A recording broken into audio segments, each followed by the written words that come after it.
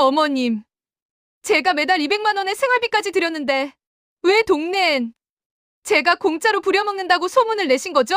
그게 어때서? 내가 힘든 건 사실 아니냐? 내가 사람들한테 말 좀 했다고 뭐 잘못됐냐? 그 말을 듣는 순간 보람은 숨이 막혀 아무 말도 할 수 없었습니다. 그리고 그날 이후 모든 진실이 드러나기 시작했습니다. 이 이야기는 실제 경험담을 바탕으로 만든 사연입니다. 구독과 좋아요는 다음 이야기를 만들 때 큰 힘이 됩니다. 여러분의 응원 한 번이 다음 이야기 준비하는데 큰 힘이 됩니다. 그럼 이제 보람이 끝내 마주해야 했던 그날의 진실로 함께 들어가 보겠습니다. 보람은 새로 받은 임명장을 책상 위에 조심스레 내려놓았어요. 손에 힘이 빠진 듯한 느낌이 들었고 승진이라는 단어가 아직도 마음속에서 먼 울림처럼 맴돌았습니다. 동료들의 축하와 악수, 상사의 따뜻한 격려가 이어졌지만 보람의 시선은 자꾸만 휴대전화 화면으로 향했어요. 아이가 오늘따라 유난히 보람을 찾았다는 어린이집 선생님의 메시지가 떠올랐기 때문입니다. 하루 종일 터진 일들로 지친 몸이었지만 어린이집 하원 시간만은 놓치고 싶지 않았어요. 보람은 축하 술자리를 정중히 사양한 뒤 가볍게 미소만 남기고 회사 문을 빠져나왔습니다. 바람이 차가운 저녁, 버스창 너머로 도시의 불빛이 흐르고 있었어요. 보람은 친정 엄마에게 전화를 걸었고 밝던 목소리 대신 힘 빠진 음성이 들려왔습니다. 엄마, 오늘은 어때? 괜찮아, 괜찮아. 조금 찌릿한 건 있는데 나이 들면 다 그렇지 뭐. 하지만 보람은 이미 알고 있었어요. 몇 주 전부터 친정 엄마가 허리 통증으로 잠을 못 이룬다는 것을요. 그동안 미루다 결국 병원에 방문했고 전문의는 수술이 필요하다는 말을 꺼냈습니다. 보람은 말문이 막혔어요. 엄마, 그동안 그렇게 아팠는데 나한테 왜 말을 안 했어? 너 바쁜 거 뻔히 아는데 내가 무슨 말을 하겠니? 내가 애 키우고 일하는 게 얼마나 벅찬데. 친정엄마는 늘 보람 편이었고 도움을 주면서도 대가를 바라지 않는 사람이었어요.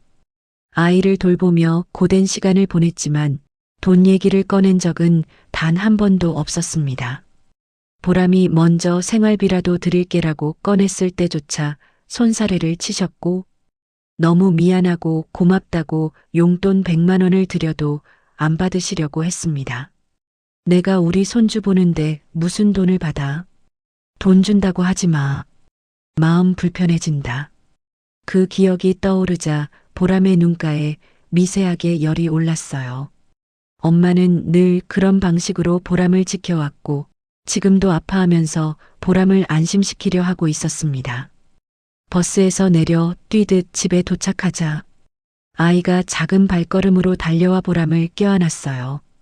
그 순간 모든 긴장이 조금 풀리는 듯 했지만 동시에 큰 결정을 내려야 한다는 현실이 무겁게 내려앉았습니다. 남편 종혁은 저녁을 차리다 보람을 보고 미소를 지었어요. 승진 축하해. 오늘 정말 고생했겠다. 보람이 친정엄마 상황을 조심스럽게 설명하자 도연의 표정이 천천히 굳어갔습니다. 수술이면 꽤 오래 회복 기간 필요할 텐데. 그러면 당분간 아이는 어떻게 해야 하지? 그 질문은 보람도 수없이 되뇌던 것이었어요. 일부러 시간을 내서 육아도우미와 센터 여러 곳을 알아봤지만 출퇴근 시간이 너무 불규칙한 보람에게 맞는 곳은 찾기 어려웠습니다. 그때 종혁이 조심스럽게 말을 꺼냈어요. 우리 엄마가 올라올까 고민하시더라.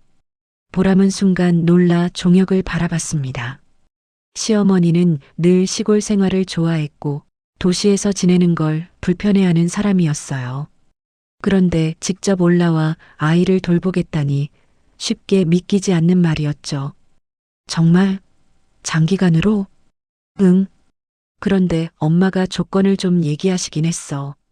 종혁은 말끝을 흐렸고 보람은 그 흐름에서 무언가 불편한 기운을 감지했습니다. 무슨 조건?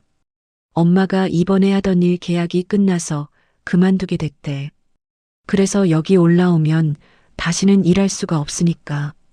그 대가로 월 200만 원은 받아야 한다고 하셨어. 보람은 잠시 말을 잃었어요. 친정엄마가 100만 원도 받지 않겠다고 했던 기억이 더 짙게 떠오르며 마음이 복잡해졌습니다. 종혁은 이어 말했어요. 그리고 생활비도 따로 줘야 한다고. 너도 알잖아. 도시에서 생활하는 게 불편하다고 늘 말했으니까. 보람은 순간 가슴속에서 무언가 뜨끔하게 일어나는 느낌을 받았습니다. 시어머니가 아이를 돌봐주는 것은 고마운 일이지만 조건을 제시하셨다는 말이 무거웠습니다. 동시에 친정엄마의 말이 계속 귓가를 스쳤어요. 돈 받으면 마음 불편해진다. 보람은 조용히 숨을 고르고 현실을 직시했습니다. 친정엄마는 돈을 받지 않겠다고 했지만 지금은 아프고 당분간 아이를 볼 수 없는 상황이었어요. 시어머니는 일을 그만두고 완전히 도시로 올라오는 만큼 대가를 요구하는 것이고 보람 입장에서는 받아들일 수밖에 없는 구조였습니다. 그녀는 잠시 생각에 잠겨 있다 천천히 말했어요. 그래, 드려야지. 아이를 맡아주시는 건데 그 정도는 당연한 거지. 종혁은 안도한 듯 고개를 끄덕였어요. 고마워. 엄마도 나름 결심한 거니까. 우리도 예의를 지켜야 한다고 생각했어. 보람은 밤늦게까지 시어머니 방으로 쓸 작은 방을 정리하며 마음을 다잡았습니다. 앞으로의 변화가 조금 두려웠지만 지금은 선택의 여지가 없었어요. 그리고 보람은 마지막까지 스스로를 설득했습니다. 부모님마다 방식이 다를 뿐이야. 엄마는 엄마만의 마음이 있고 어머님은 어머님만의 방식이 있는 거지. 하지만 그녀는 아직 몰랐습니다. 그 방식이 어떤 갈등의 씨앗이 될지, 그리고 그 씨앗이 얼마나 큰 상처로 자라날지를요. 보람의 생활은 조용히 그러나 확실하게 다른 길로 향하고 있었습니다. 보람은 시어머니가 도시에 올라오는 날이라 새벽부터 집안을 정리했다. 작은 방에는 깨끗한 이불을 펼쳐두었고 화장실에는 따뜻한 수건을 걸어두었다. 마음 한구석에는 이유를 알 수 없는 불안감이 조용히 자리 잡고 있었다. 시어머니는 오전 10시가 조금 넘은 시간에 도착했다. 도시 공기가 다르네. 올라오길 잘했다. 보람은 반갑게 인사를 건넸다. 어머님 오시느라 고생 많으셨어요. 종혁이 짐을 옮기고 차 한 잔을 대접하자 시어머니는 기분 좋은 듯 이야기를 이어갔다. 그러나 아이가 다가와 할머니 안녕하고 인사하자 시어머니의 표정이 잠깐 굳었다. 이윽고 미소를 지으며 말했다. 그래, 할미 왔다. 잠시 뒤 종혁이 출근을 위해 방으로 들어가고 거실에는 보람과 시어머니만 남았다. 그때부터 공기가 조금씩 달라졌다. 애미야, 너는 출근 안 해도 되나? 보람이 조금 뒤에 나가려 한다고 하자 시어머니는 주변을 둘러보며 말했다. 요즘 애들은 참 편하다. 애는 할미한테 맡기고 본인은 일만 하고. 보람은 마음이 걸렸지만 부드럽게 대답했다. 제가 요즘 일이 많아서 부탁드리게 됐어요. 감사드려요. 그러자 시어머니는 한숨을 내쉬었다. 나도 여기 올라오려면 손해가 크다. 일도 그만두고 올라온 거 알고 있지? 아범이 월 200씩 준다고 하던데 얘기된 거 맞지? 보람은 이미 약속한 금액이었지만 묘하게 무거운 기분이 들었다. 준비해 둘게요. 시어머니는 이어 말했다. 생활비는 생활비대로 줘야 한다. 내가 여기서 애 보랴, 집안일 하랴 지내면 쓸 것도 많다. 생각해보니 완전 식모네. 더 받아야 되는 거 아니니. 아이 등원 준비를 하는 동안 아이가 옷 입기를 거부하자 시어머니는 곧바로 말을 덧붙였다. 애미야, 저렇게 억지로 입히면 애가 더 버틴다. 저런 건 애미가 신경을 못 써서 그래. 그 말이 가시처럼 꽂혔지만 보람은 조용히 아이를 달래며 옷을 입혔다. 아이를 어린이집에 보내고 현관을 나서려 하자 시어머니는 다시 말했다. 출근 잘해라. 근데 나도 하겠지만 식재료는 넉넉히 있어야 한다.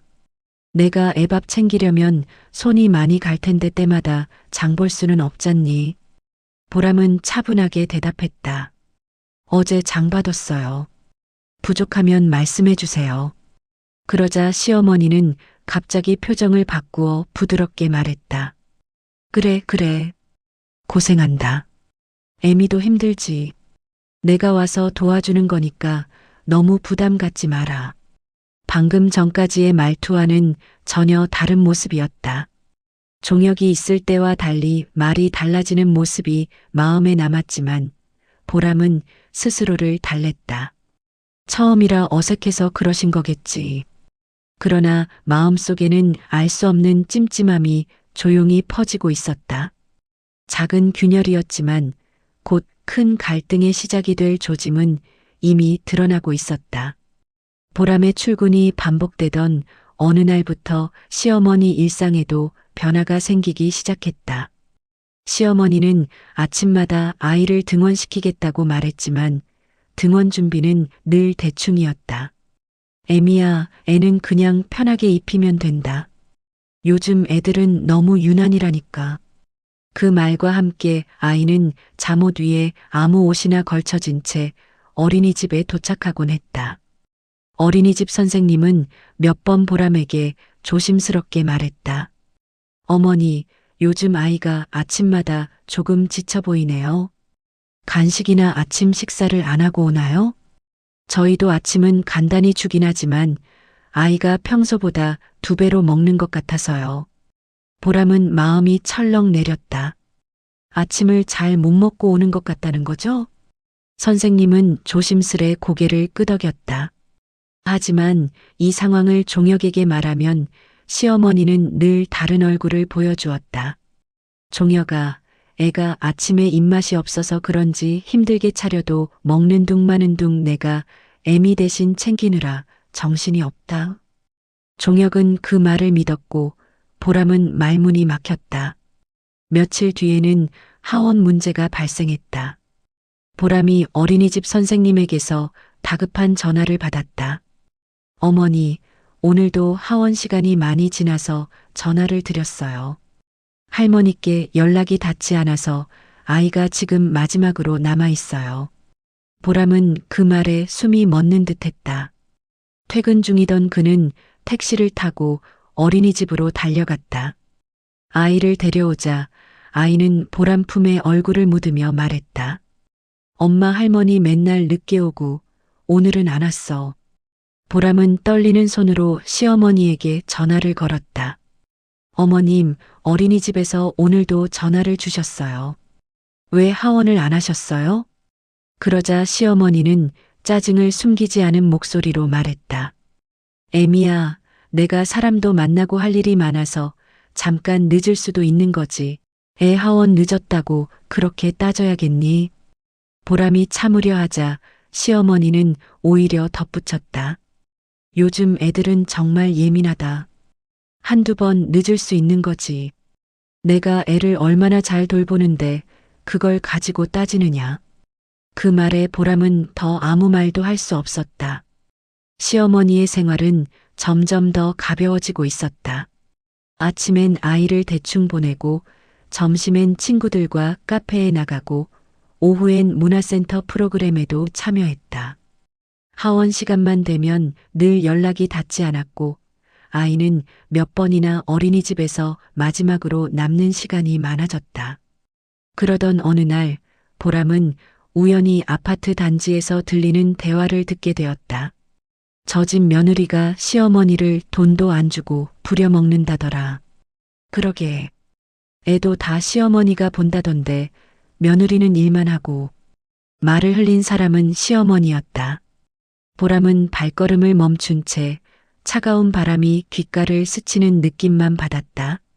며칠 뒤에는 더 충격적인 장면이 기다리고 있었다.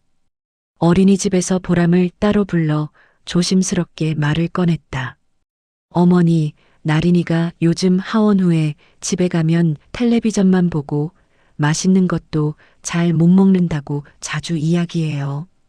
혹시 할머니께서 아이를 보는데 어려움이 있으신 걸까요? 보람은 선생님의 걱정스러운 눈빛을 마주하며 마음이 무너졌다. 집에 가서 뭐해? 아이에게 물으면 아이는 늘 같은 말만 했다. 할머니는 밖에 가. 나는 TV 봐. 보람은 그 말을 듣고도 아무 말하지 못했다. 무언가가 서서히 무너지고 있다는 느낌만 더 짙어졌다. 그러던 어느 날 보람은 우연히 시어머니가 시골의 가족에게 전화를 하는 걸 들었다. 내가 애를 다 본다. 애미는 집안일이라곤 하나도 안 하고 일만 한다. 생활비도 안 주고 내가 이 나이에 이런 대접을 받아야겠냐.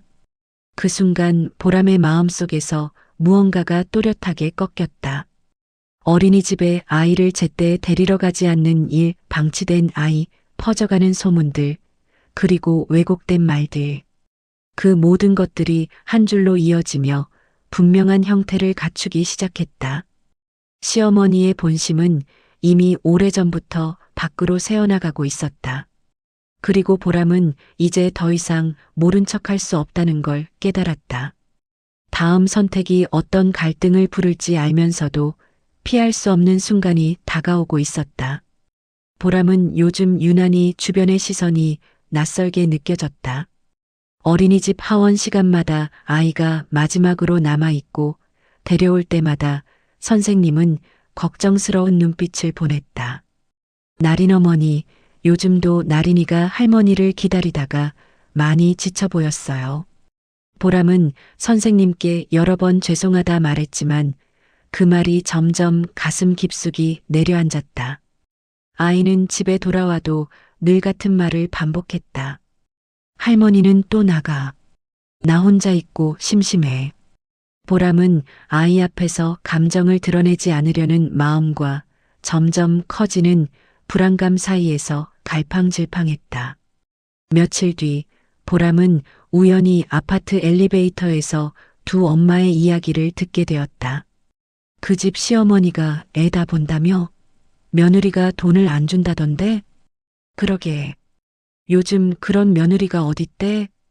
보람은 그 말이 누가 흘린 이야기인지 한 번에 알아차렸다. 심장은 천천히 무겁게 내려앉았다. 시어머니는 여전히 외출이 잦았다. 애미야, 나 장 보러 나갔다 올게. 금방 온다. 하지만 장 본 물건은 거의 없었고 시어머니 손에는 늘 커피나 작은 쇼핑백이 들려 있었다. 종혁이 퇴근하는 시간이 되면 시어머니의 태도는 완전히 달라졌다. 우리 아들 일하느라 고생했다. 나도 오늘 애미 신경 안 쓰게 나린이 하원시키고 먹이고 씻기고 다 했다. 나린이가 요즘 힘들어 보이더라.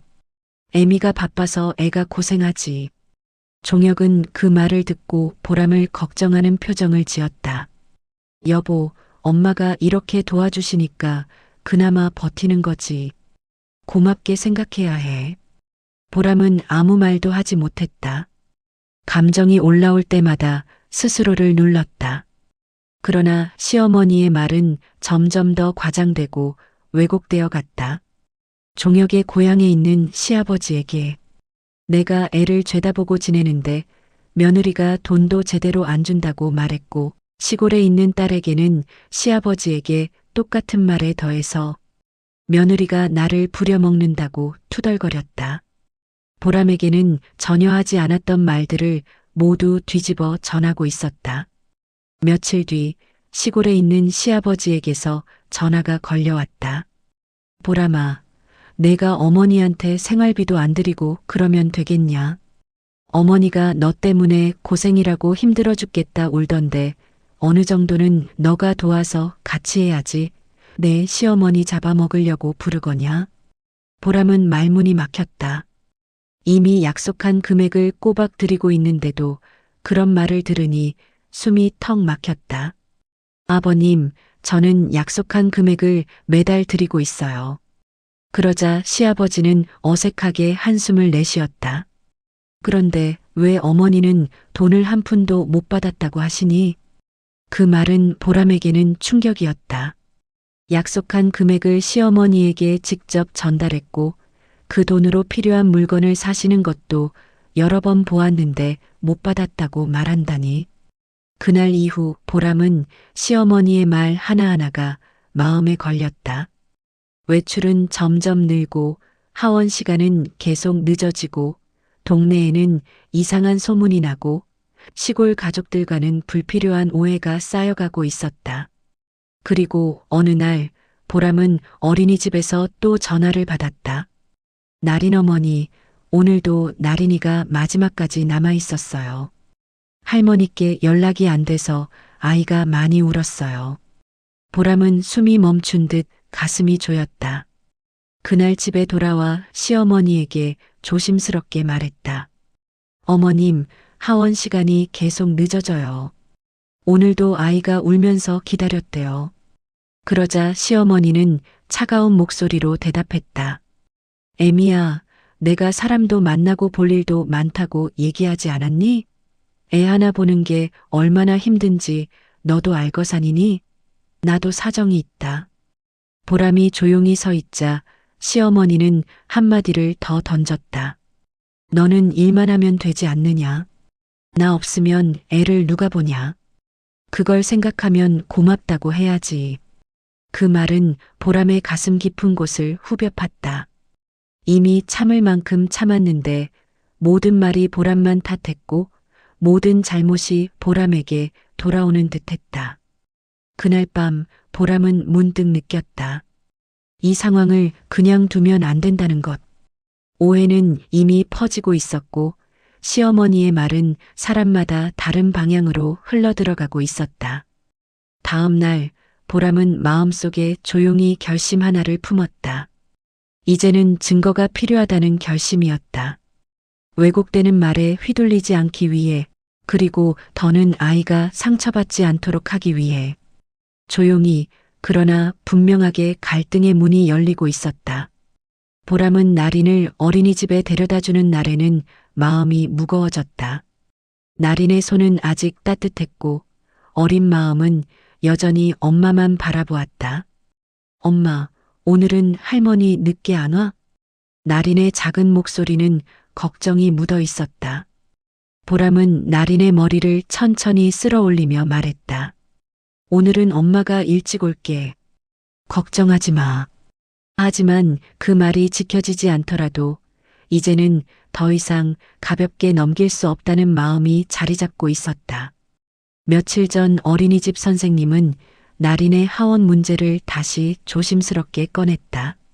나린이가 최근에 할머니가 늦을까봐 하원 시간만 되면 많이 불안해해요. 엄마를 찾는 날도 많아요. 보람은 억눌러 두었던 감정이 그 말에 스르륵 흔들렸다. 네, 제가 더 신경 써볼게요. 그러나 집에 돌아오면 시어머니는 여전히 가벼운 말투였다. 애미야, 나 오늘 문화센터 다녀와서 밖에서 점심 먹고 왔다. 근처 순대국밥이 맛집이라던데 나중에 아범이랑 한번 가봐. 우리 아들 순대국 좋아하는 거 알지? 그리고 나린이는 하원하고 얌전히 앉아서 놀더라. 보람은 조심스럽게 대답했다. 어머님, 나린이 하원 시간만큼은 지켜주세요. 불안해해요. 그러자 시어머니는 얼굴을 굳히며 말했다. 애미야, 내가 예민한 거다. 나린이가 조금 기다릴 수도 있는 거지. 뭘 그리 호들갑이냐? 그 말은 단단한 벽처럼 느껴졌다. 그리고 며칠 후 시어머니가 소리 높여 전화하는 장면을 보람은 우연히 듣게 되었다. 내가 나린이를 다 본다. 걔는 일만 하느라 바쁘고 생활비도 제대로 안 준다. 내가 이 나이에 이렇게 고생을 한다. 보람은 숨을 들이킨 채 걸음을 멈췄다. 그 말은 사실과 달라도 너무 달랐다. 매달 약속한 금액을 정확히 드리고 있었고 하원은 시어머니가 아니라 자신이 더 많이 챙기고 있었다. 그날 밤 나리는 보람의 무릎에 기대어 말했다. 엄마, 오늘 할머니 또 나가고 나 혼자 있었어. 보람은 조용히 나린을 껴안았다. 나린의 어깨는 떨리고 있었고 작은 아이 마음속에 쌓인 불안이 그대로 느껴졌다. 보람은 더 이상 주저할 수 없다는 생각이 들었다. 이 상황을 그대로 두면 나린의 마음은 더 상처받을 것이고 시어머니의 말은 계속 퍼져나갈 것이었다. 전부 사실로 보이게 만들어지고 있었다. 그날 이후 보람은 차근차근 진실을 모으기 시작했다. 시어머니에게 전달한 월 200만 원 송금 내역, 나린이 하원 후 혼자 남은 날들의 어린이집 기록 메시지, 보람이 조기 퇴근해 나린을 데려온 날의 확인 문자, 시어머니가 외출하면서 나린에게 집에서 텔레비전만 보라고 말한 음성, 시어머니가 시골 가족에게 보낸 왜곡된 말들의 녹음. 보람은 하루하루를 버티며 기록을 모았고 어느새 마음속에 단단한 결심이 자라나고 있었다. 이제는 내가 증명해야 한다. 나를 위해서가 아니라 우리 아이를 위해서. 앞으로 어떤 일이 벌어질지 몰라도 보람은 도망치지 않기로 마음먹었다. 이제 진실을 꺼내놓을 시간이 가까워지고 있었다. 보람은 그동안 모아둔 증거들을 하나씩 정리했다. 나린의 어린이집 하원 기록, 시어머니에게 보낸 송금 내역, 나린이 혼자 남아 울던 날 선생님이 보낸 메시지, 시어머니의 왜곡된 전화 녹음까지. 손끝이 떨렸지만 마음속 결심은 더 단단해지고 있었다. 며칠 뒤 시골에 계신 시아버지에게서 전화가 걸려왔다. 목소리에는 알 수 없는 피로와 걱정이 섞여 있었다. 애미야, 너 승진하더니 요즘 일이 많이 힘든 거냐? 집사람이 전화할 때마다 힘들다고 매번 울던데. 보람은 조심스럽게 대답했다. 아버님, 어떤 말씀을 들으셨는지요? 내가 생활비도 안 주면서 집안 살림하고 장보고 애를 혼자 보니 힘들어 죽겠다고 한다. 보람의 손이 멈췄다. 이미 예감하던 일이었지만 막상 직접 들으니 가슴이 뜨겁게 타올랐다가 바로 얼어붙는 느낌이었다. 보람은 조용히 숨을 골랐다. 아버님, 오해가 있으신 것 같아요. 통화로 말씀드리긴 어렵고 직접 보여드릴 게 있습니다. 시아버지는 잠시 침묵하다 조심스레 말했다. 그럼 내가 서울로 올라가겠다. 내 말도 들어봐야겠구나. 그렇게 가족이 모두 모이게 되는 날이 정해졌다. 가족이 한자리에 모인 날, 거실의 공기는 숨막히는 정적에 잠겨 있었다. 종혁은 긴장한 표정이었고 시어머니는 팔짱을 낀 채 시선을 피했다. 시아버지는 묵묵히 앉아 있었고 분위기는 금방이라도 흔들릴 만큼 아슬아슬했다. 보람은 먼저 조용한 목소리로 말을 꺼냈다. 아버님, 어머님 드리고 싶은 말이 있어요. 제가 요즘 어떤 상황이었는지 차근차근 말씀드릴게요. 시어머니는 말을 끼어들었다.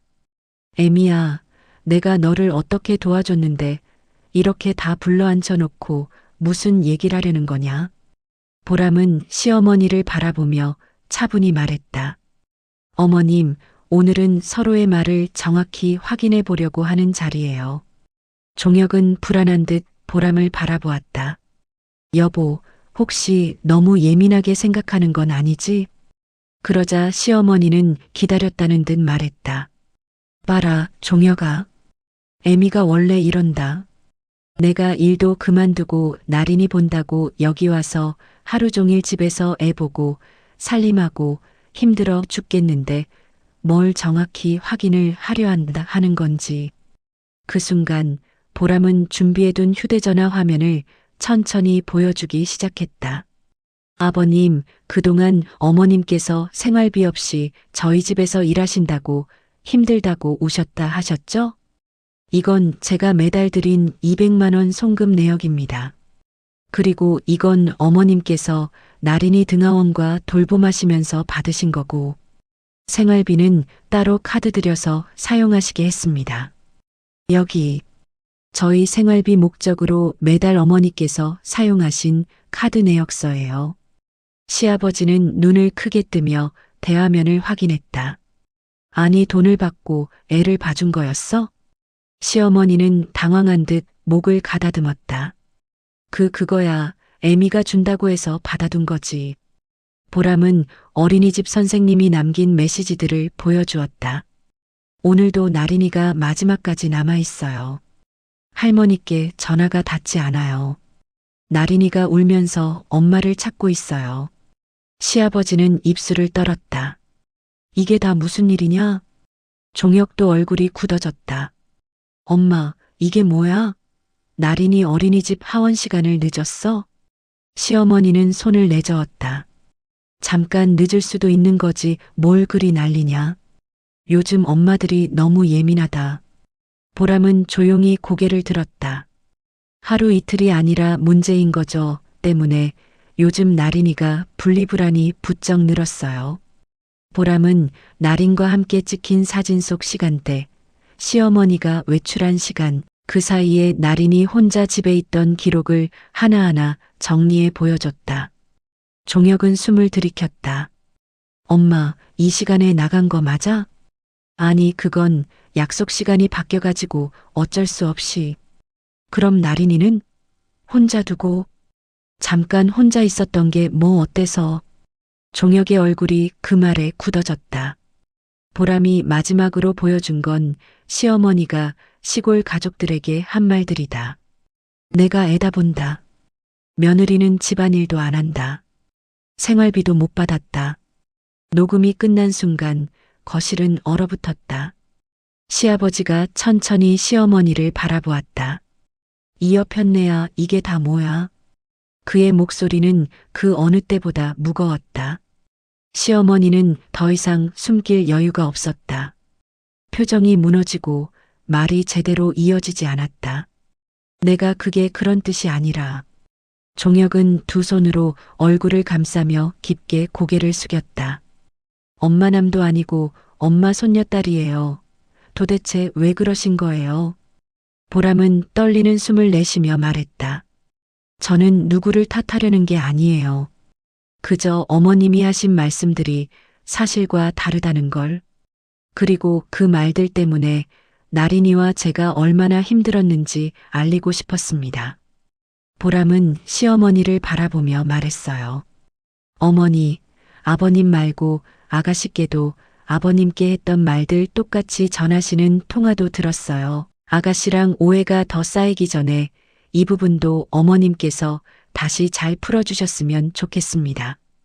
또 동네 친구분들 사귀시면서 저를 돈 한 푼 안 주고 부려먹은 나쁜 며느리로 소문내셨던데 정말 속상하네요. 거실은 긴 침묵에 잠겼다. 누구도 쉽게 말을 잇지 못했다. 시어머니의 이간질이 드디어 밝혀진 순간이었다. 그리고 이 순간을 통해 보람은 다시 한번 깨달았다. 진실은 감추려 할수록 더 선명해진다는 것을. 가족회의 이후 집안은 낯설 정도로 조용했다. 누구도 쉽게 말을 꺼낼 수 없었고 시어머니는 방 안에서 문을 닫은 채 한동안 나오지 않았다. 종혁은 깊은 한숨만 연달아 내쉬었고 시아버지는 무겁고 피로한 얼굴로 거실에 앉아 있었다. 보람은 마음을 다잡고 나린을 먼저 살폈다.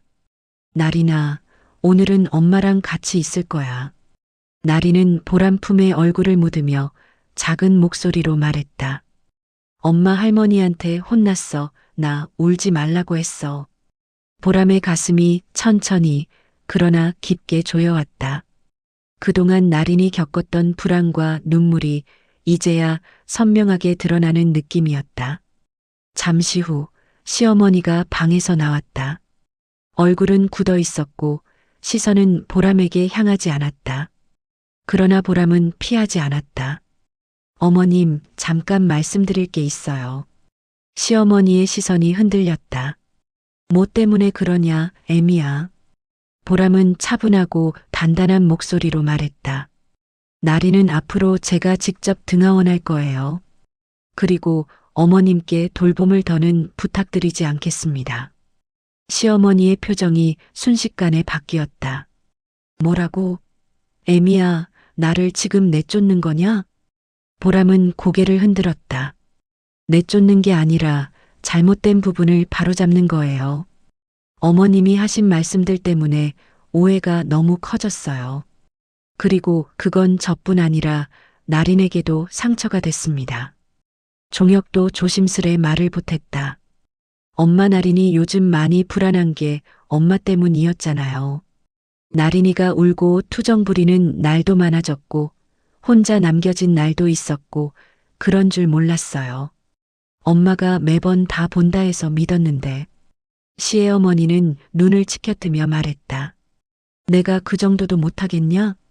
애미가 키우기 싫어서 나한테 맡긴 거 아니냐? 보람은 단호하게 대답했다.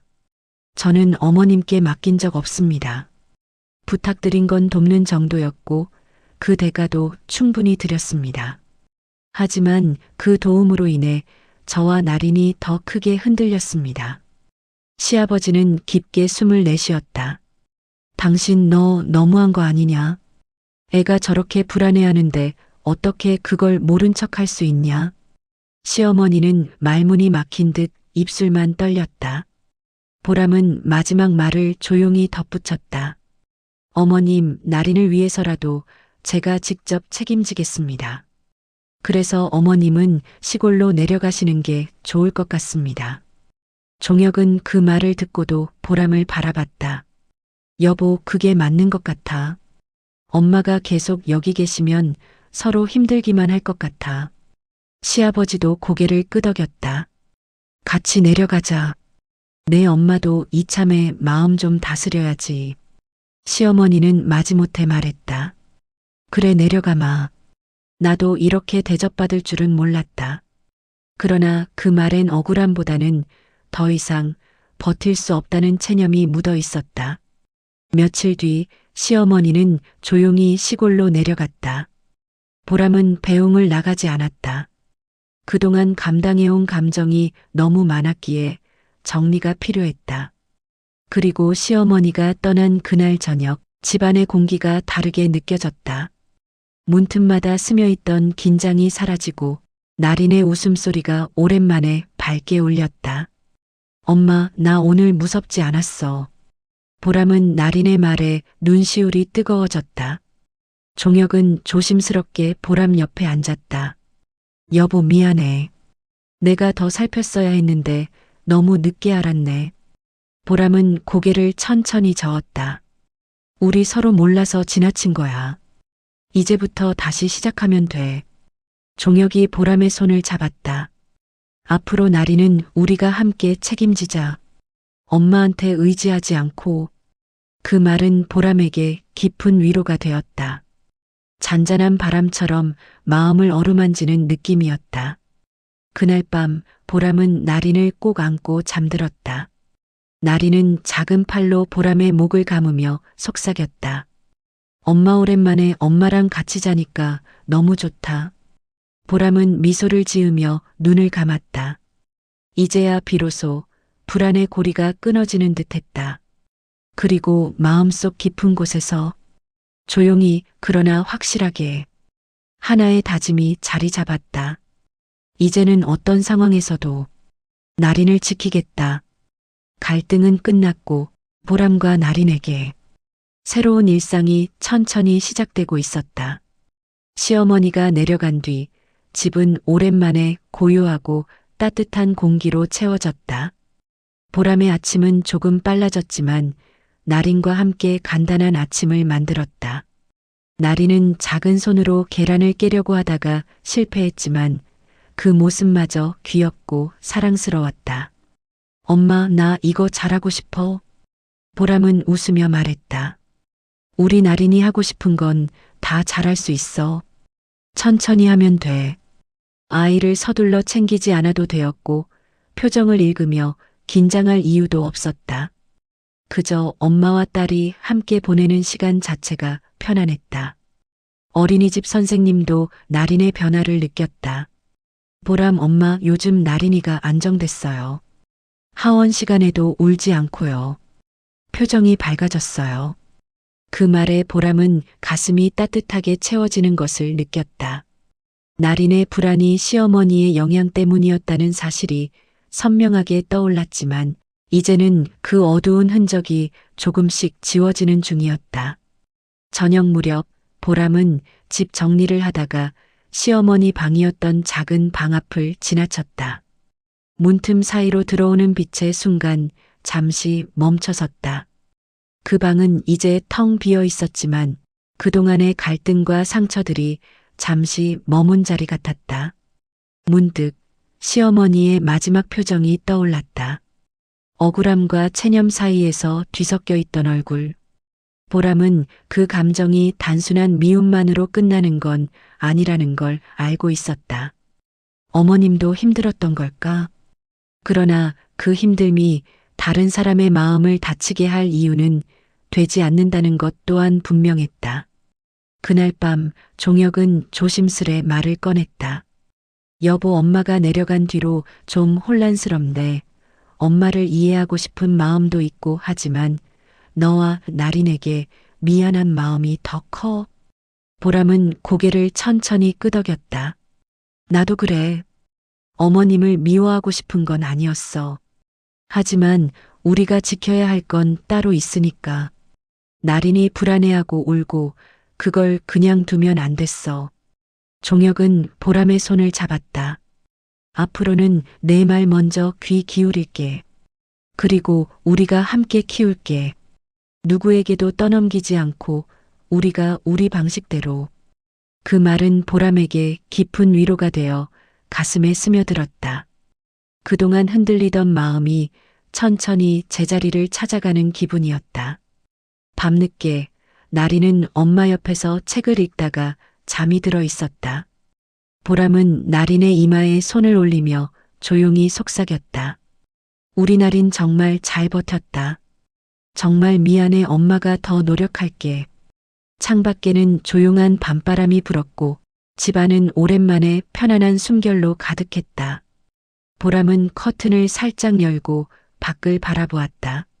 시어머니와의 갈등은 끝났고 그 상처는 완전히 아물지는 않았지만 앞으로 계속 나아갈 힘이 생겼다. 그리고 마음속 깊은 곳에서 조용히 새로운 다짐이 피어올랐다. 나린의 잠든 얼굴을 보며 보람은 미소를 지었다.